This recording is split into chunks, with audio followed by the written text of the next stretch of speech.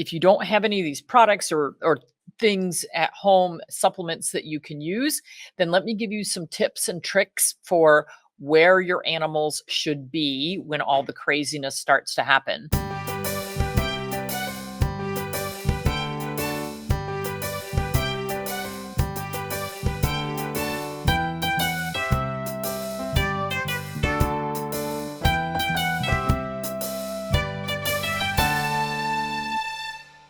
Hello, everyone. Welcome to a new week. We want to talk about fireworks, craziness, things that are going to be going on next week to hopefully help you prepare. And frankly, if you have an animal who is noise phobic, thunderstorm phobic, fireworks phobic, starting to work on the problem right now is already about 6 months too late.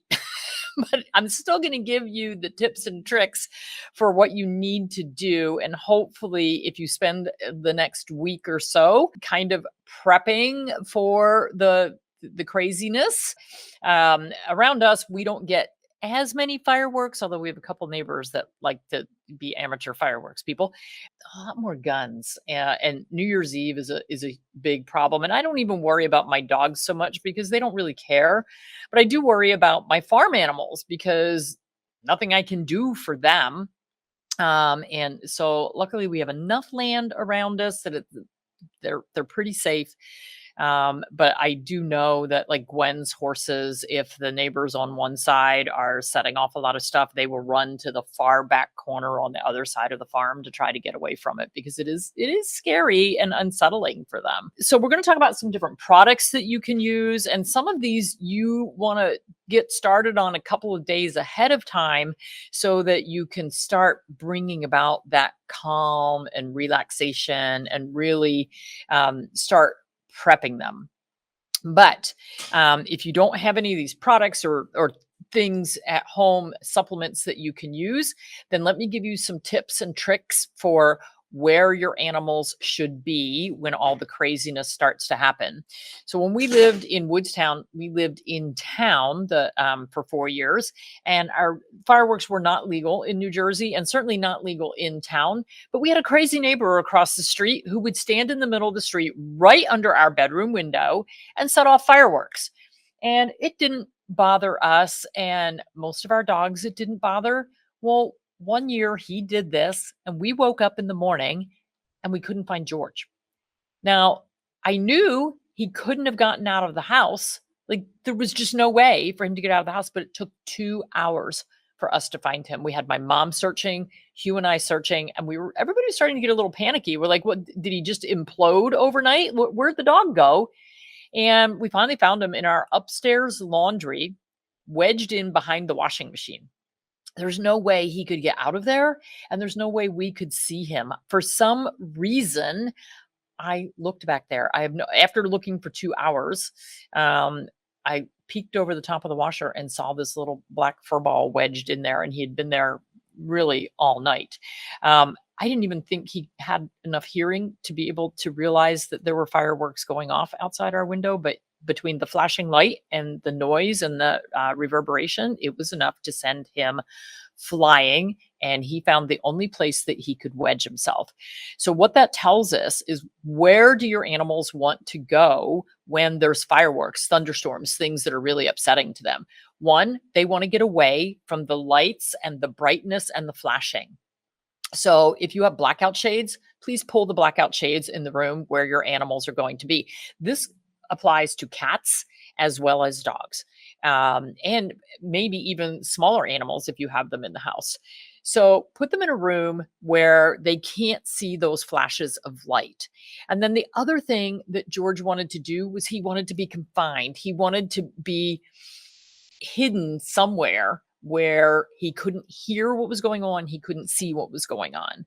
So this is why something like the thunder coat, thunder shirt, there's another one. There's an anxiety wrap. There's a Linda Tellington Jones has a body wrap. There's a lot of different things that are on the market. And the reason they work is sort of like swaddling a baby. The babies feel confined and comforted when everything is held in and they can't flail and flap. And that's kind of the premise behind those kinds of swaddles and wraps for our animals that help decrease anxiety. So you could look for something like that. They're readily available. There's different brands on the market. Um, I do happen to own a Thundercoat for George, which I didn't put on him that night because I thought he was kind of over it at that point. Clearly, he was not. Um, I don't think he hears and sees well enough now that it's going to be an issue. So, two things: get them away from the light. If you have a basement room, that's even better because they don't feel the vibration of the explosions and the sound booms. So if they're below ground, they're not going to feel the vibration. So that's the second thing that you can do for them if you have a basement area where it's going to be dark and not feel the vibrations and not see the light. If you don't have a basement, we don't have a basement now, take them to an interior room. So in my case, that would be my walk-in closet. I have one bathroom and one walk-in, two bathrooms and one walk-in closet that do not have windows. So if it meant that I had to go sit in my closet with my animals for an hour while fireworks are going off, then that is what I would do. This is our first year with Gilly, so I don't know how he's going to be. He's actually a little bit noise phobic, just with loud, like if something drops in the house. So he might not be really thrilled if we do start having something going on. So try to take them into that area, and you want to have them there before the fireworks start, because you once they get wound up, it's much harder to bring them back down than if you have them in that safe space ahead of time where they aren't going to start out being afraid. So find that safe space for them, take their favorite toys, take their bed, you need to go with them. If you're not going to be home because you want to go see the fireworks show, then make sure that they are in their safe space. If they've never been crated before, this is absolutely not the time to put them in a crate. A scared dog or cat in a crate is going to do harm to themselves. So find that safe space. In that safe space, we want to do things that are going to make it be calming. So maybe a little lavender spray, maybe a little lavender herb sprinkled in the room, pet safe lavender essential oil, something like that, that is going to be very calming for them. And then some of these products that I'm going to talk about, you really should start using them at least the day before. So guess what? This year, because it's a long weekend, basically, it's going to be 4 days of maybe 5 days of craziness. You probably want to get some of these things started on board ahead of time. So if you have nothing else at home, you don't have any products or anything, get some chamomile tea bags, make chamomile tea and start adding that to your pet's food. You can make a lavender tea. You could start adding that to your pet's food. Things that are going to be calming.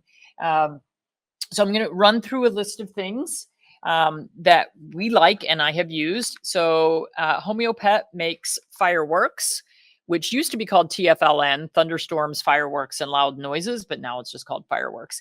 This is a homeopathic. It has a whole bunch of ingredients in it. I am not a homeopath, so it is impossible for me to say each particular animal needs a specific remedy. So this company is very nice. They put things together for us, and then they give it a name that we can understand. So, and this should be given 3 times a day. You can put it on a treat. You can put it in a little bit of food. You can put it directly in their mouth. But I would start this, like if you started it on Friday for Friday morning for fireworks that are going to start Friday night, I would give it right on through Tuesday night. Just have it in their system, have them resetting. So a second product that's fairly new to us is Woof Creek, and this is their stress and anxiety support. So this has an essential mushroom blend and an antioxidant blend and chamomile. So for stress and anxiety. So again, you want to start this as soon as you can and use it right on through the craziness. And this is a powder that you would mix in with their food. Chill Out, made by Solutions, is similar. It has a lot of calming herbs in it. It has passion flower, rose hips, lavender, chamomile, catnip, skullcap. So all very calming. You could make this into a tea. You could sprinkle it in the powder itself, the herbs in their food. So again, this is something that could be given for a week straight. Don't worry about it's not going to be toxic to be giving it to them every day. And these products are made actually if you have animals who are just stress puppies, stress kitties in general, you can use it. So Botanical Animal, the flower essences, this one is Mellow Out, but we also have Panic Attack. And those are very, very good. Panic Attack is for the, oh my gosh, a thunder boomer just went off, a firework just went off, and the dog literally wants to jump out the window. So again, I would give these 3 times a day right on through the craziness. You could combine Mellow Out and Panic Attack, or when you read the description of each one, you may say, oh, that one describes my pet better. These can be used on dogs, cats, horses, people. They're very good. So you could layer on a bunch of these different products as well. So if you have an animal who's really just totally freaked out, I would probably be layering on a lot of different things. I'd probably have an herbal product. I'd have a homeopathic. I'd also have the flower essences. I might do the Thundercoat. I'd find that safe room. I would kind of do everything. RX Biotics makes NutriCalm. The only problem with this one is it's 1 capsule per 25 to 50 pounds of body weight. So this is better if you have medium to large size dogs. And this has tryptophan, valerian, ashwagandha, catnip, theanine, calcium, and magnesium. So excellent for the medium to larger animals if you want to do that. But again, I would start these as soon as you can going into the craziness. And then let's not forget our kitty cats. We don't really think about cats being anxious during fireworks, thunderstorms, that sort of thing, but they can be just as freaked out. How many people have cats who run and hide under the bed? Again, they're looking for the dark, confined, safe space where nothing can get them. So we do have the Anxiety Herb Garden made by Naturally Cats. Comes from over in England. So you could put down a towel in that safe space that your cat likes and sprinkle these herbs on there, and they'll pick which ones. Basically, it's self-treatment. So they're going to pick which ones are going to make them feel better. And this is really interesting. And some of you may have this around from just using it as an immune supplement. But reishi mushroom, this comes in powders and capsules, but reishi mushroom is very high in a triterpene that is a natural sedative. It induces calm, relaxation, and drowsiness, and it interacts with the GABA pathway. So this is actually affecting the nervous system and having a calming effect. So if you have reishi mushroom powder or capsules at home for yourselves or for your pets, this would be a great time to throw a little extra in the bowl through the next week of craziness.